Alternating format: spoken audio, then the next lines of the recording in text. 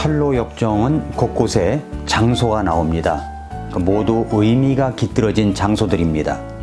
좁은 문을 들어와 선의의 인도로 해석자의 집에 도착한 크리스천, 그 해석자의 집에서는 몇 등장인물이 나옵니다.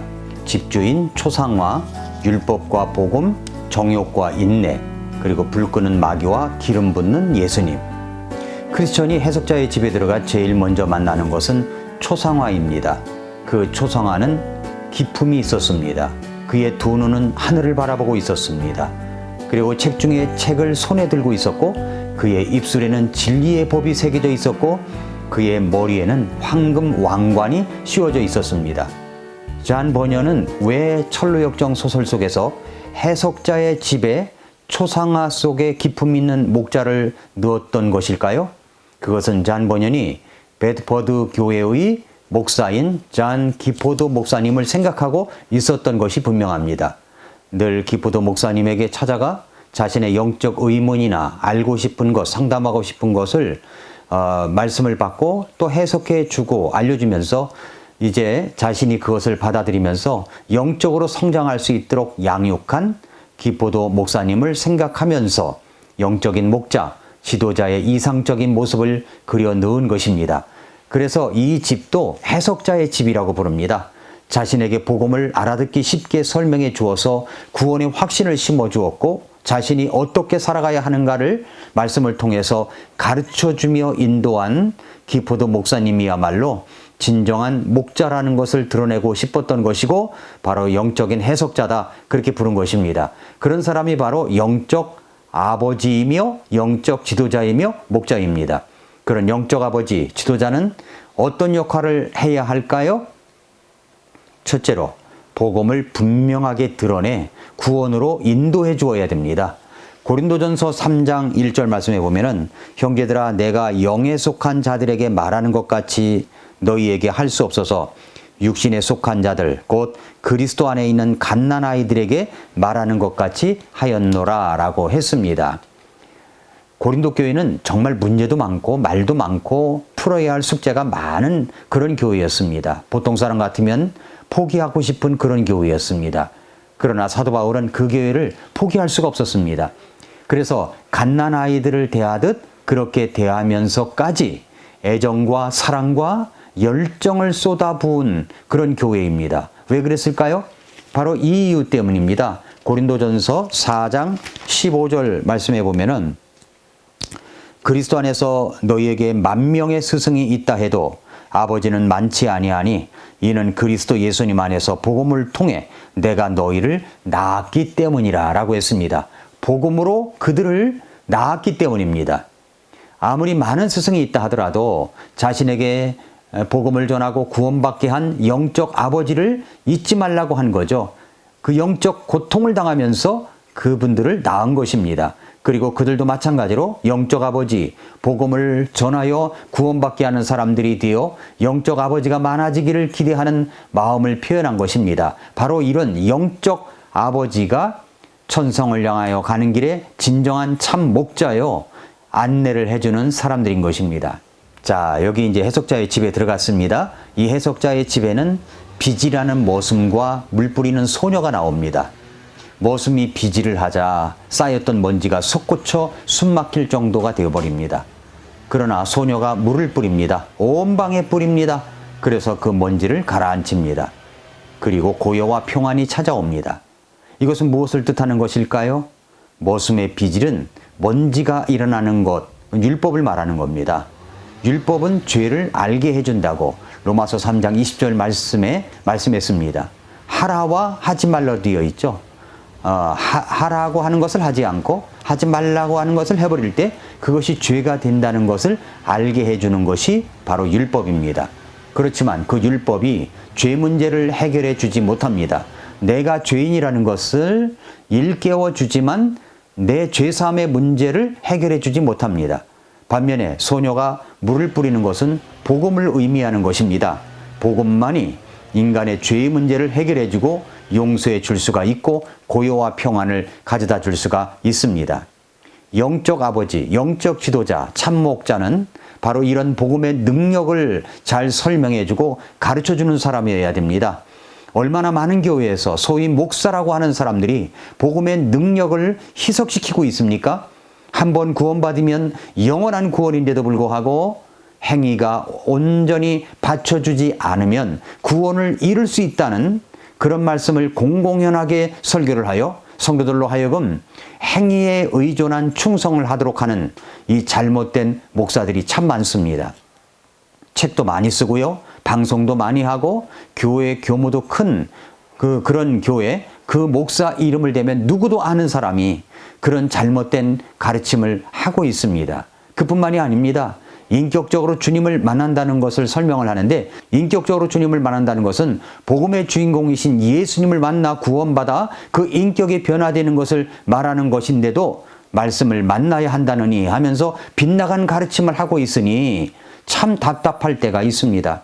율법의 행위를 은근히 삽입하여 성도들이 행위에 의존하도록 가르치고 있다는 말입니다. 잔 번연은 율법의 행위로는 의롭다함을 가질 수 없음을 분명하게 이해하기 위해서 로마서 7장 6절 말씀을 인용합니다. 우리가 붙들었던 것 안에서 우리가 죽었으므로 이제 우리가 율법에서 구출되었나니 이것은 우리가 영의 새로운 것으로 섬기고 글자의 낡은 것으로 섬기지 않게 하려 함이라 라고 했습니다. 율법이 존재하는 이유는 왜 존재할까요? 7절에서 그 말씀을 설명합니다. 그러면 우리가 무슨 말을 하겠느냐? 율법이 죄냐? 결코 그럴 수 없느니라. 아니라 오히려 율법을 통하지 않고는 내가 죄를 알지 못하였으리니 율법이 너는 탐내지 말라 하고 말하지 아니하였더라면 내가 탐욕을 알지 못하였으리라 라고 했습니다. 제가 지금껏 설명한 내용이 바로 이 말씀의 내용입니다. 율법은 죄를 깨닫게 하고 내가 하라고 한 것을 하지 못하고 하지 말라고 한 것을 해버렸구나 하는 나는 죄인이구나 하는 사실을 깨닫게 해주고 알게 해주는 것입니다. 내가 죄인이라는 것을 드러내 놓은 것은 머슴이 빚이라는 것과 같은 것입니다. 여기서 소녀가 물을 뿌리죠. 이것은 복음을 말합니다. 내가 죄인인 것을 깨닫고 그 죄를 회개하고 우리가 복음이신 예수 그리스도를 받아들일 때 우리는 죄사함을 받고 진정한 평화와 안식과 기쁨을 누릴 수 있게 된다는 말입니다. 복음만이 우리를 변화시킬 수가 있습니다. 이러한 복음의 능력만이 사람을 변화시킨다는 그런 확신이 모든 영적 아버지가 가져야 할 확신입니다. 잔 번연은 기포드 목사님을 생각하면서 바로 이 해석자의 집에 초상화를 삽입시킨 것입니다. 두 번째로 복음을 위한 인내를 가르칠 수 있어야 됩니다. 크리스천은 해석자의 집에 있는 작은 방을 보았는데 거기에는 두 개의 의자가 놓여져 있는 것을 보았습니다. 그 의자에는 어린아이가 각각 앉아 있는데 하나는 불평으로 가득 차 있고 또 하나는 평온한 모습의 인내하는 아이였습니다. 두 아이의 보호자가 멋진 선물을 준비해 두었으니 내년 봄까지 기다리라고 하자 불평으로 가득 찬 정욕이라는 아이, 그 의자가 정욕이라는 의자인데 정욕이라는 아이는 기다릴 수 없다고 불평을 해댔고 평온한 모습으로 의자에 앉아있는 인내라는 아이는 기다리고 있는 모습입니다. 정욕은 세상에 속한 사람을 말하고 인내는 하나님의 백성을 뜻하는 것입니다. 이것은 무엇을 가르쳐 주려고 하는 것일까요?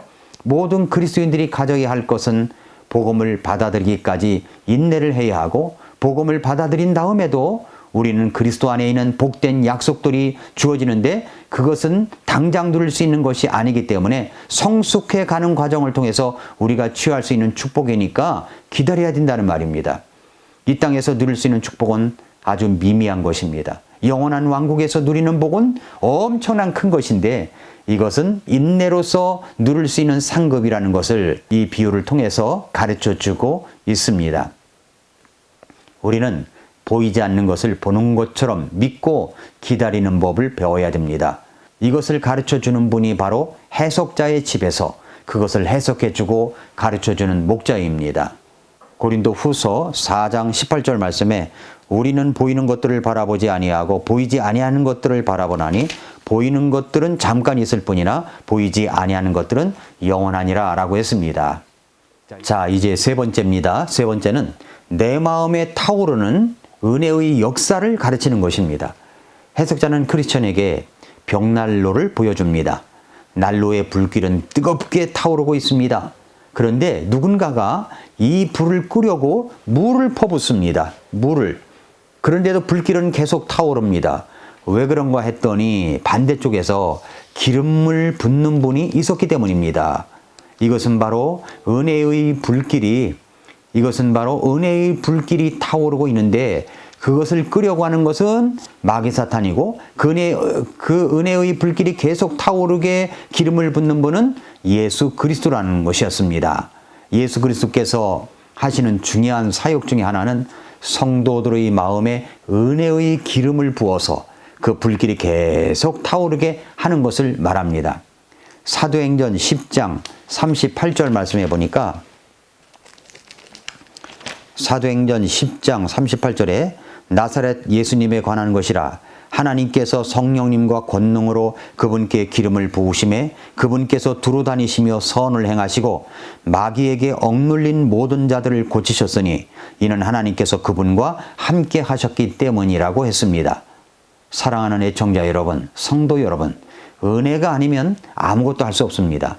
사도 바울도 사랑하는 제자 디모데에게 보내는 마지막 서신서에서 이렇게 이야기를 했습니다. 디모데후서 1장 6절 7절 말씀에 보면은, 그러므로 내가 안수함으로 네 안에 있게 된 하나님의 선물을 네가 불붙이게 하려고 너로 하여금 기억하게 하노니 이는 하나님께서 우리에게 두려움의 영을 주지 아니하시고 권능과 사랑과 건전한 생각의 영을 주셨기 때문이라 라고 했습니다.